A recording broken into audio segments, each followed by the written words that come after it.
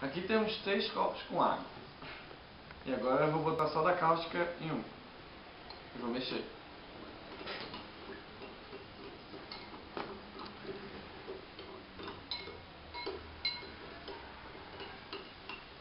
Vai, pode ir. Agora eu vou colocar uma colher de bicarbonato de sódio. Vou. E colocar vinagre de álcool no último. Bota bastante. Agora eu vou pegar o suco de repolho e vou esparramar. Tira a colher dali que eu preciso.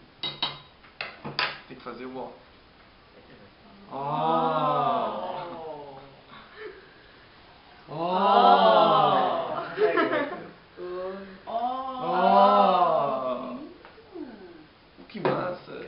Ficou legal, né? Ficou legal? Acabou? Acabou.